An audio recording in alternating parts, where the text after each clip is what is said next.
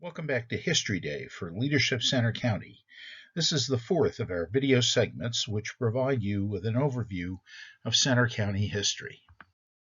Our topic for this segment will be the post-Civil War economy, in which we'll focus first on population trends and then on some of the economic changes that Center County experienced after the Civil War. I'm going to talk about population trends in Center County. I'm showing you this map of the current Center County planning regions because the chart that will follow this will use these 5 regions that I have identified for a look at the population. Now, the Penns Valley region, the Center region, and the Upper Bald Eagle Valley region, which would include, say, Port Matilda and Unionville, are singly identified. I've combined the lower Bald Eagle Valley region, which includes Milesburg and Howard, with the Nittany Valley region, which includes Bellefonte, into what I'm calling the Inter-Valley region. Then another combination, I've taken the Mountaintop region and the Moshannon Valley region, that is the Snowshoe area and the Phillipsburg area, and combined them into one area. So when we look at the population chart the next time, we'll be looking at 5 distinct areas: Center region, Penns Valley, Upper Bald Eagle Valley, Inner Valley, which is Lower Bald Eagle and Nittany, and the Moshannon Mountaintop region. This is the chart that is based on the planning regions that I mentioned in the previous slide. And so the vertical axis here represents population figures from 0 to 100,000. The horizontal axis represents census dates starting at 1810 and moving on until 2010. And then, of course, we have a little, I don't know what you want to call it, a caterpillar, let's say, for Penns Valley, Moshannon Mountaintop, Upper Bald Eagle Valley, Inter-Valley, and the Center region. And so you can compare both the level of population at any given census for these 5 regions, as well as look at the general trends. And so, for example, when you look at Penns Valley, which is one of the centers of early settlement of Center County, you can see a bump right up to 1820 and 1830, and then a bit of a decline, and then a bump back up again about 1840, 1850, that continues on strong. A little drop off in the 20s and 30s, and then gradually, especially since, say, 1970 or so, a rising population in Penns Valley. When you look at the Moshannon Mountaintop, however, you see a relatively flat population, a small population, right through about 1850 when things begin to pick up. And you see a considerable rise right up until about 1920 or 30, when which is the peak of the coal mining period, when that and then a drop off for the Depression, and then basically a steady state population from that point on. When we look at the Upper Bald Eagle Valley, it has a kind of a similar profile.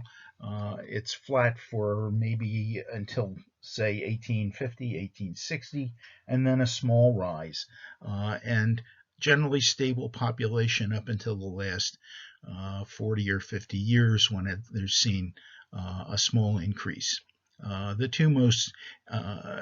two remaining population trends, so the Inter-Valley, the Bellefonte-Milesburg area, and as the center of government, you would expect the Inter-Valley to have a substantial population from the beginning, and you see a steady rise in population from 1810 right up through 1870, 80 or so, and then it tails off a little bit for 40 or 50 years, and then again around 1940 or so, it begins to pick up and there's been a regular steady rise that has increased in its growth rate within the last 20 or so years. And then you look at the center region, and you have a very interesting contrast. You have a profile that's much closer to, say, Penns Valley for really almost to the 1890s, 1900, 1910, a very gradual, slow increase in population. Then in around 1940 or so, things to begin to take off at State College because of the exponential growth of Penn State. And we'll talk more about that in our next video segment. But look at that skyrocketing population approaching over 90,000 by the 2010 census. This is the kind of change that we've seen in Centre County. The gradual industrialization of the county, along with the continuous addition of farming families, opened this county to immigrants, and the Irish immigrants now joined with the original European settlers, the Germans, the Scots-Irish, and the early English Quakers and Methodists in building Centre County's population.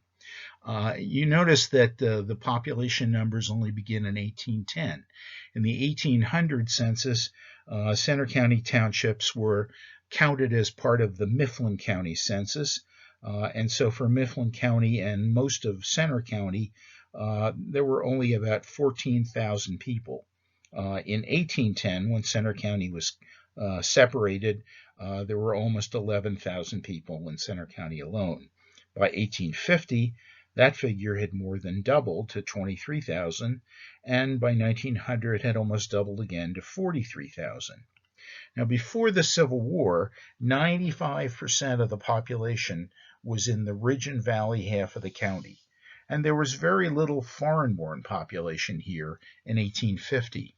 Only 3.4% of the foreign-born of the population was foreign-born, mostly Irish and German. And the African-American population, the actual number was 243 in 1850, which was barely 1%. And most of those folks had been brought to work in the iron industry. A few early on were slaves, but most were indentured servants or free workers. I mentioned that the population really began to grow in the Moshannon Mountaintop region around 1850, and as lumbermen worked to clear land on the Allegheny Plateau, coal mining also developed in the 1850s and 60s. Once uses for bituminous coal were developed in the iron industry, particularly creating coke as a fuel for iron furnaces. At the same time, railroads were developed to ship it from the Allegheny Plateau to other regions of the county and beyond. The coal mining boom gave another growth spurt to the county.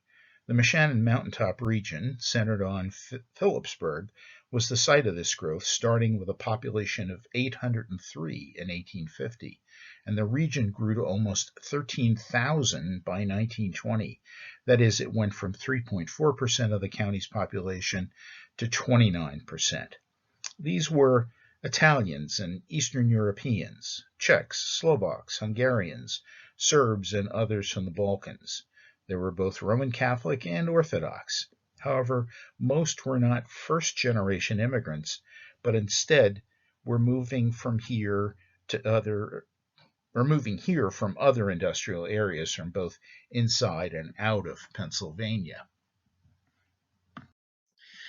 A little bit more about the African American population, both in Pennsylvania and in Centre County.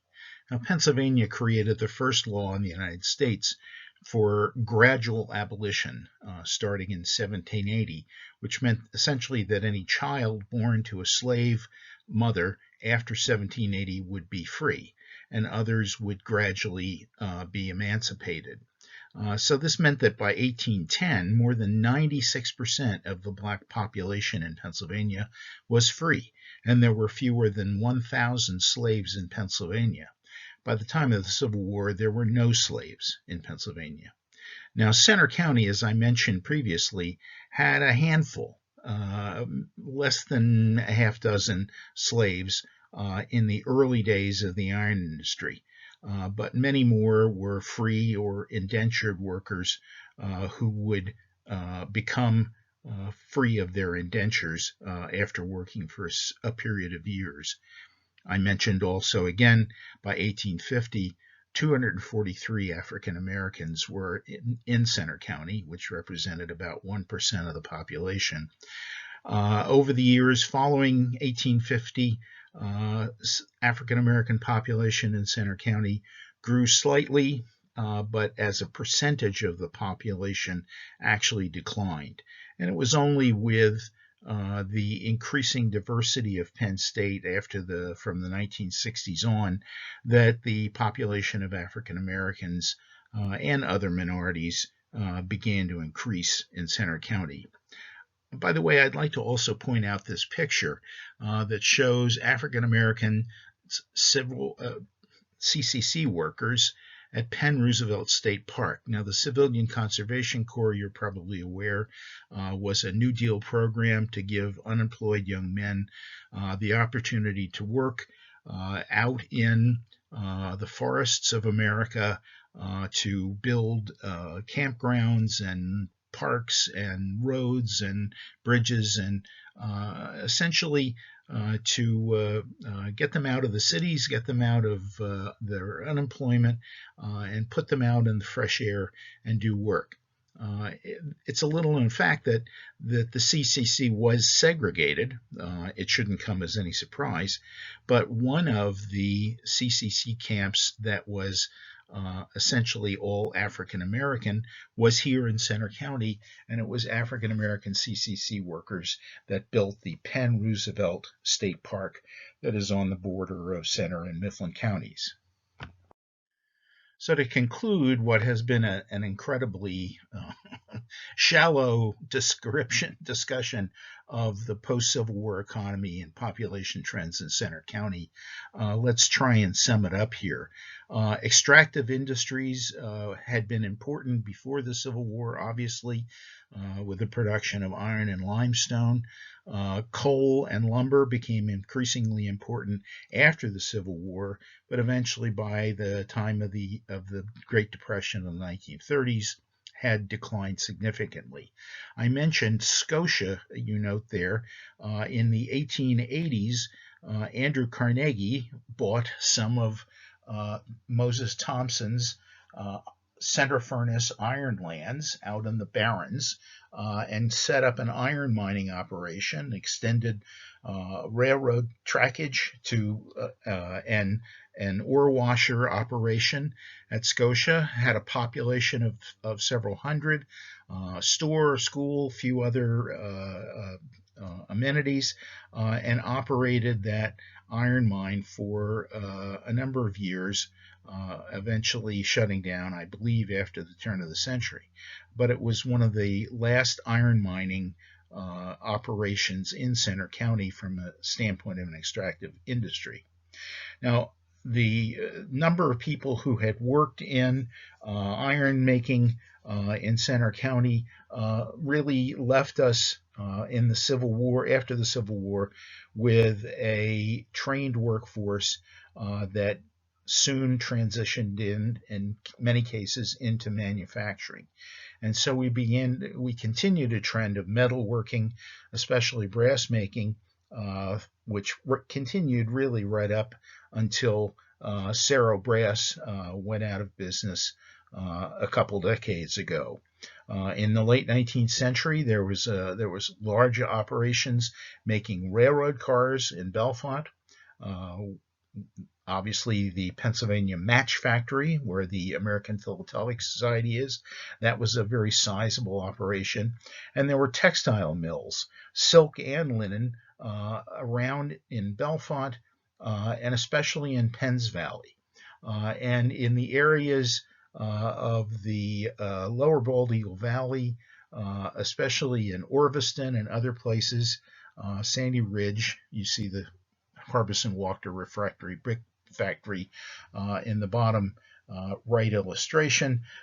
We had clays that were of sufficient quality to make high-grade refractory brick. Now, agriculture, of course, had always been a staple of the Centre County economy. By the 1850s, by the Civil War, Centre County economy and agriculture had begun to diversify and specialize. Dairy became increasingly important in Centre County as we began to be able to make more out of our milk production. In the earlier days, it had been primarily milk for drinking on the farm and to nearby areas, and the rest of the milk product was made into butter.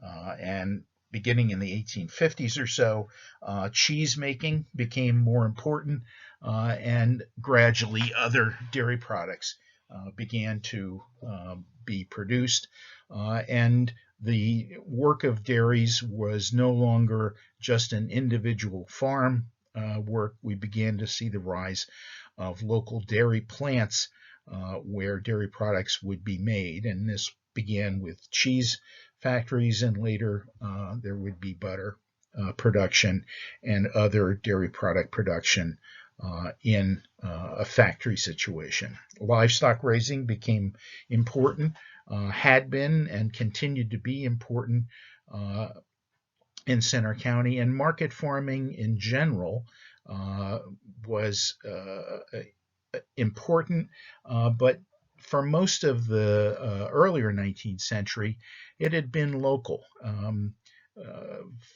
Vegetable farming and other consumable goods really didn't have the ability to last very long, and so their consumption usually took place within 10 miles or so of the farm itself. And so local market towns, local roads, and later railroads began to were the primary means of moving food products to any kind of market.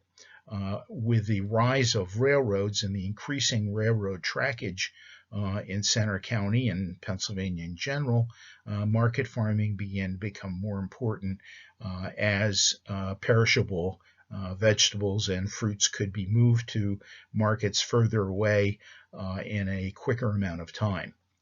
Food processing, and especially canning, became important in the early 20th century, and we even have a remnant of that today in Hanover Foods out beyond Center Hall. In the post-World War II economy, we have seen much of the earlier small factory industry disappear. There's a variety of reasons for this. Not all of it has to do with shipping jobs overseas. In many cases, it was just simply consolidation of small factories and small supply chains into bigger corporations, bigger factories in fewer numbers of places, and more ready transport.